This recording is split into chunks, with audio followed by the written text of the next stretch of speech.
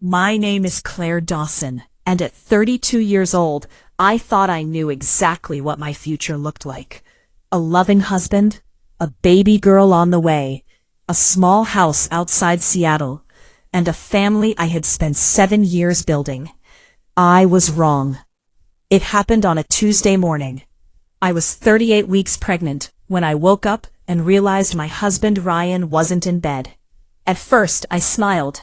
He usually woke early to make coffee, but when I walked downstairs, the kitchen was empty. No coffee, no breakfast, no Ryan. His car was gone. So was his suitcase. My heart started racing. I grabbed my phone and called him. Straight to voicemail. Again. Voicemail. Again. Nothing. Then I noticed an envelope on the dining table. It had only one word written on it. Claire. My hands shook as I opened it. I can't keep pretending I'm happy. I need a different life. Please don't contact me. That was all. No apology. No explanation. No mention of our unborn daughter.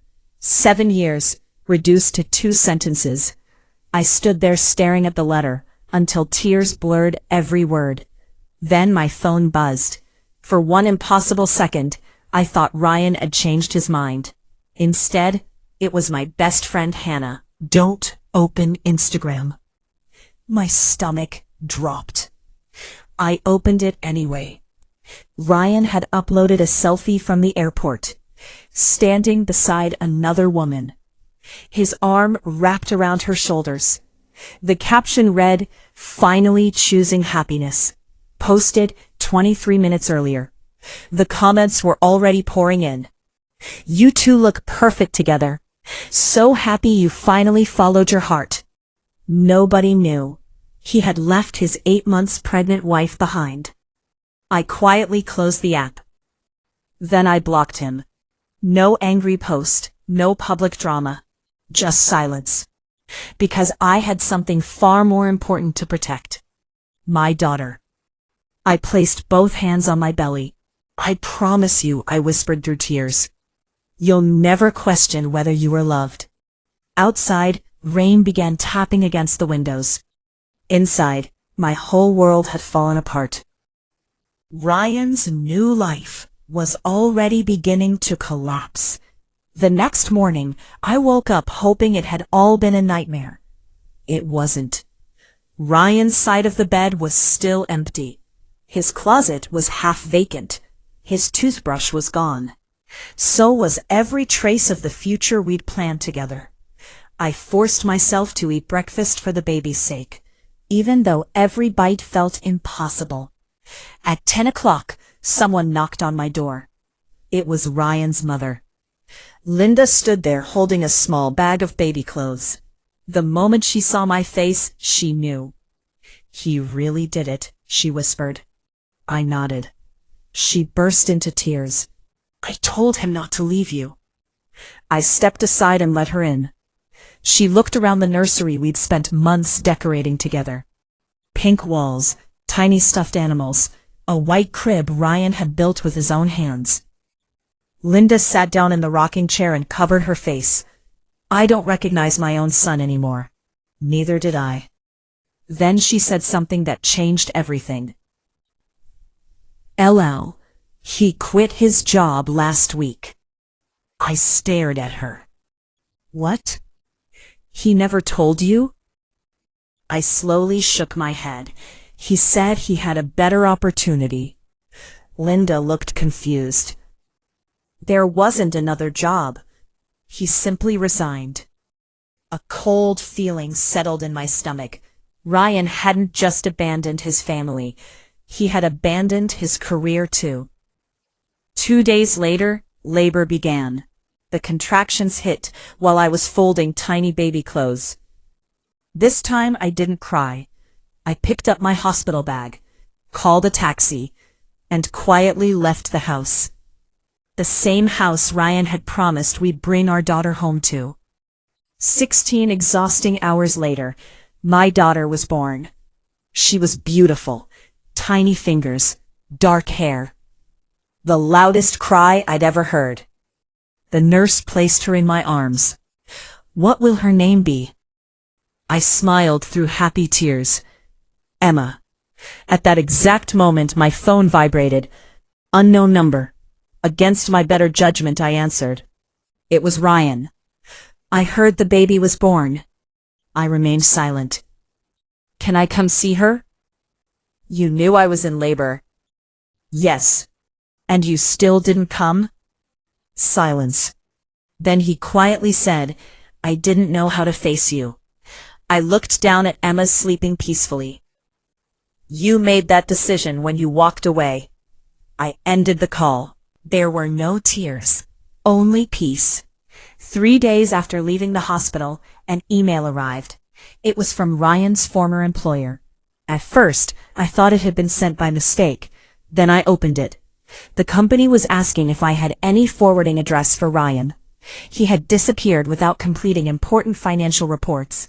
His final paycheck had been frozen. His company laptop had never been returned. Within hours, another email arrived. Then another. Ryan owed money. A lot of money. The perfect new life he had chosen wasn't looking so perfect anymore. And Claire realized something important. Sometimes people destroy their own lives long before karma ever arrives. 2 months passed. Emma was finally sleeping through most of the night, and for the first time since Ryan left, I felt like I could breathe again. Life wasn't easy. Every bill, every doctor's appointment, every midnight feeding, it was all on me. But every time Emma smiled, I remembered why I refused to give up. One afternoon, my best friend Hannah rushed into my house without even knocking.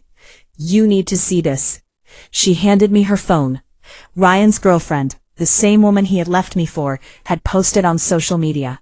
Single again. Never trust a man who can leave his pregnant wife. If he does it to her, he'll do it to you. I stared at the screen. She left him? Hannah nodded. She found out he lied about everything. Apparently, Ryan had told her he was already divorced. He claimed I had cheated on him. He even told her Emma wasn't his child. Every lie had finally caught up with him. I put the phone down. I didn't feel happy. I didn't feel angry. I just felt finished. Ryan was no longer my problem. 3 days later, someone knocked on my front door. When I opened it, Ryan stood there. I almost didn't recognize him. His expensive suits were gone. His beard was unshaven. Dark circles covered his eyes. He looked like a man who hadn't slept in weeks. Claire, I just want 5 minutes. I think you've already used all your minutes. He looked down. I lost everything. I didn't answer. My apartment, my job, she left me. Still, I said nothing. Then his eyes drifted toward Emma's stroller. Is that my daughter? I stepped in front of the stroller. No. His face fell. I just want to see her. You had that chance the day she was born. I know, I made the biggest mistake of my life. I folded my arms. You didn't make one mistake. You made hundreds. You packed your suitcase. You wrote the note. You ignored my calls. You left me to give birth alone. Those weren't accidents. They were choices. Tears rolled down his face. I'll spend the rest of my life making it right. I shook my head. You don't get to decide that. Emma suddenly started crying. Without thinking, I picked her up and gently rocked her in my arms. Within seconds, she calmed down. Ryan watched silently. She doesn't even know my voice. His words hung in the air. No, I replied softly, because you weren't there when she first heard it. For the first time since I'd known him, Ryan had no excuse, only regret. The following week, my lawyer called. Claire, Ryan has contacted us. What does he want? He says he's willing to sign full custody if you'll allow him supervised visits in the future. I was surprised. It wasn't the fight I expected. Maybe losing everything had finally forced him to face reality. I agreed to one condition. He has to earn every visit. No disappearing, no broken promises. If Emma is going to know her father, he has to become one first. My lawyer smiled. I'll let him know. That evening, I looked at Emma sleeping peacefully in her crib. I realized something. The greatest revenge wasn't watching Ryan lose everything. It was realizing that, even after he walked away, we still built a beautiful life without him. Life finally felt normal. Emma had learned to laugh. Every morning, she reached for me with her tiny hands, and every night she fell asleep on my shoulder. The house no longer felt empty, it felt like home. Ryan had kept every promise since signing the custody agreement. He attended parenting classes. He never missed a supervised visit. He never arrived late. For the first time in a long time, he wasn't making excuses. He was making an effort. But effort couldn't erase the past. One Saturday afternoon, we met at the family visitation center. Ryan sat on the floor, carefully stacking colorful blocks, while Emma watched him curiously.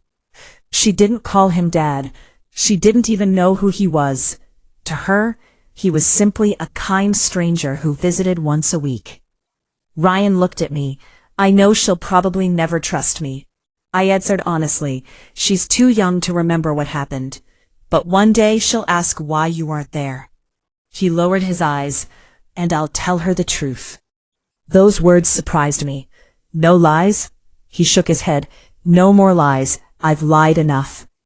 A few weeks later, Ryan called unexpectedly. My parents want to meet Emma. I didn't answer immediately. His parents had encouraged him to leave. They had chosen convenience over family. I don't think that's a good idea. I understand, but they've changed. I sighed.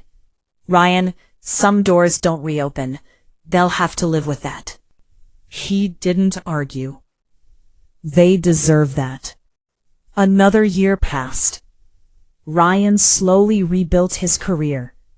Not the high-paying executive job he once had. This time, he worked for a small local company. Less money, less status. But he finally understood something money could never buy. Integrity. On Emma's 3rd birthday, Ryan handed me a sealed envelope. If anything ever happens to me, I want you to have this. Inside was a handwritten letter addressed to Emma. It read, "My beautiful daughter. When you read this, you'll probably know that I wasn't the father you deserved in the beginning. I chose fear instead of responsibility. I chose myself instead of my family. Those choices cost me everything. If there's one lesson I hope you learn from my life, it's this. The people who love you should never have to wonder whether you'll stay. Stay. Even when life gets hard. Especially then. Love, Dad." I folded the letter carefully. It wasn't written for me. It was written for the little girls sleeping peacefully upstairs. Emma started 1st grade. Her teacher asked every student to draw their family. Some children drew huge families. Others drew pets. Emma proudly drew 3 people. Her teacher smiled. "Who are they?" Emma pointed at the first picture. "That's Mommy." Then the second. "That's me."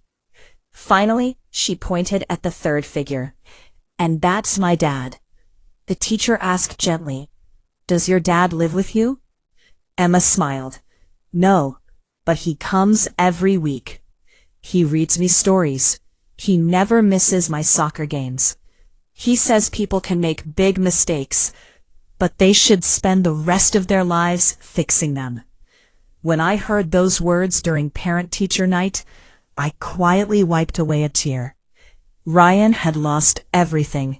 His marriage, his career, his reputation. But instead of running again, he had chosen to become the father Emma deserved. Not overnight. Not through words, through years of showing up. That evening, after Emma fell asleep, Ryan stood at my front door. "I'm not here to ask for another chance. I know. I just wanted to thank you." "For what?" "For never teaching Emma to hate me." I looked toward Emma's bedroom. Hate would have only hurt her. He nodded. "You saved her." I smiled softly. We both did. Ryan walked toward his car before turning back one last time. "I'll see you at her soccer game Saturday." You'd better. He laughed. I wouldn't miss it. As his car disappeared down the street, I realized something. The greatest revenge had never been watching Ryan lose everything. The greatest victory was refusing to let his mistakes define our future. Sometimes karma isn't about destroying someone's life. Sometimes it's about forcing them to become the person they should have been all along. And that was enough.